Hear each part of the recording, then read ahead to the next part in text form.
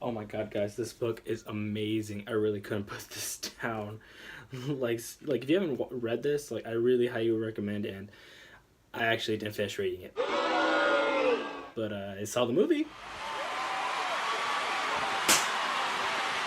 Hey you guys, me Arturo Sense. I'm back here again, and today I'm here to review Ready Player One. Our story takes place in the distant future in a neighborhood called the Stacks. The Stacks are pretty much a bunch of mobile homes stacked together on top of one another, and that's where our main character Wade Watts lives in.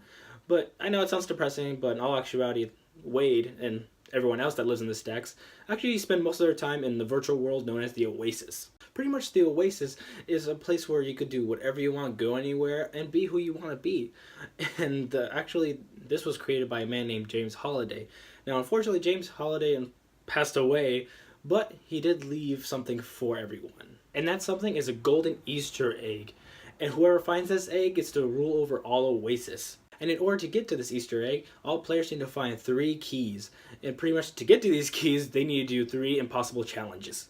Now, besides the regular players that are trying to find these keys, there's also this evil corporation run by Ben Mendelsohn that is also trying to get at these keys, just so they could take over the Oasis and change it to their image. Now Wade and his friends are on this grand adventure through the Oasis in order to find the keys before the evil corporation does. Guys, this movie is so much fun. Like, I'm not kidding you. This really made me feel like a kid again. Now let's talk about the cast a little bit. Tye Sheridan as Wade Watts, it was pretty good. Especially like when he was in the Oasis, like you could tell he was just excited by every little thing he saw. Like any item or vehicle, he knew where it was from, and he was just so happy to see it, like, or just be touching it, you know. Ben Mendelsohn as the villain, he's pretty good, but Ben Mendelsohn's always played a good villain. Just saying. And Mark Rylance as James Holiday. He's not in this film all that much because he's dead. No spoiler there.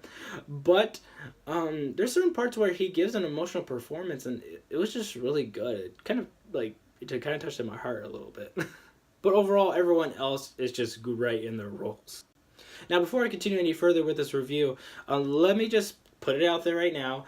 If you're looking for like an adaptation of this book, you may be disappointed. From what I've heard from other people, it is not a direct adaptation of this book. But that's because of certain reasons. And I'm actually kind of happy just because that means I can actually go back and read this book. The reason that is because Steven Spielberg took out certain things of the storylines just because the book, from the chapters I've read, again, it mainly focused around the 80s. And it was probably, again, it was actually a good idea to actually like put in stuff from like when I was a kid, like the Iron Giant and all this stuff, and like stuff from the 90s and like this generation's gaming.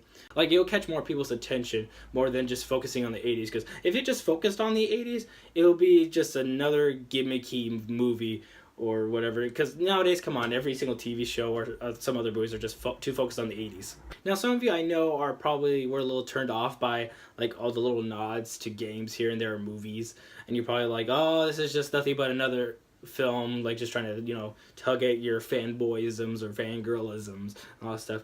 Yeah, you are kind of right, but here's the difference. It doesn't linger on some of these scenes. Like, if you blink, you will miss something. It doesn't linger on. I think that's where like Easter eggs, like in movies, like get carried away sometimes, especially when they're trying to hook you on your nostalgia, is they pause for it, like, huh, did you see that shit, did you see that shit, like that.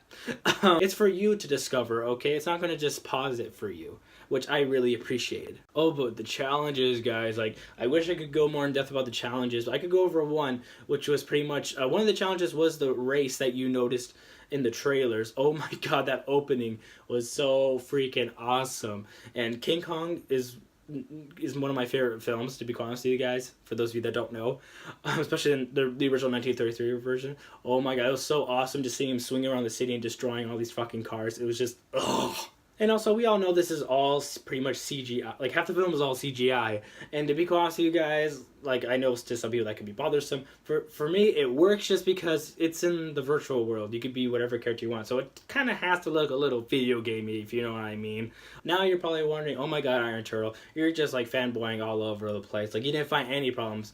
No, I did. I did find some problems. One of those problems being that Ben Mendelsohn as the villain, he's painted by the numbers, okay? There's nothing really special about him. You learn his backstory, but we've seen this backstory before. Like, there's nothing new. Now, I did mention earlier that, again, most of these Easter eggs that you see throughout this whole film, like, it doesn't linger too long. Now, it does in certain points, but it's really rare. So, again, that's just a minor nitpick. Oh, another thing I want to add. Okay, there's this, I'm just going to mention this one scene. I'm not going to spoil it. Like, it's not a major spoiler, but Wade Watts meets this girl who he has a crush on, and she's all telling him, like, oh, you wouldn't like me in the real world. You don't even know me, blah, blah, blah. I'm probably ugly and crap. You wouldn't find me attractive. And you want to hate about shit like that? He meets her later in the real world, of course, and guess what? She's fucking cute. Like, why is it every movie does that? Like, oh, like, no one loves me or anything. And it turns out the freaking chick or dude is fucking cute. Like what's up with that?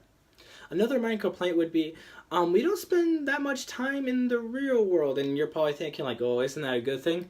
I guess, like, again, we had like so many scenes in the Oasis, so that was really nice to see.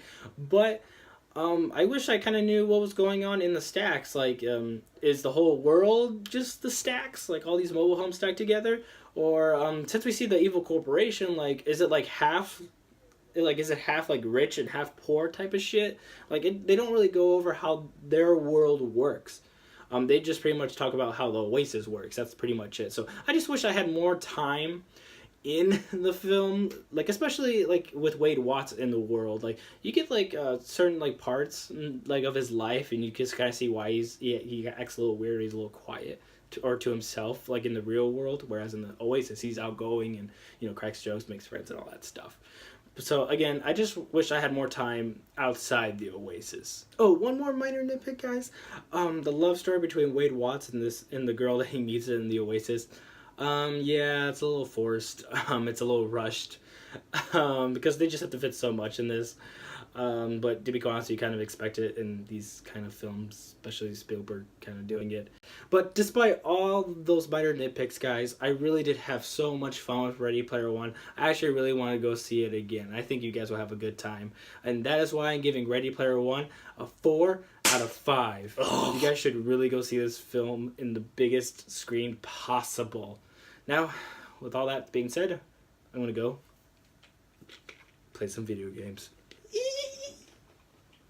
Oh, hey, if you guys like this video, go ahead and hit that like button down below. And if you want to watch more of my reviews, especially my upcoming ones, you should definitely hit that subscribe button. And if you know what, if you want to keep up to date with my channel, maybe see some behind the scenes shit, maybe some bloopers, or you just want to see this gorgeous mug over here, just follow me on Instagram right here. Catch you guys next time. Fuck! I died.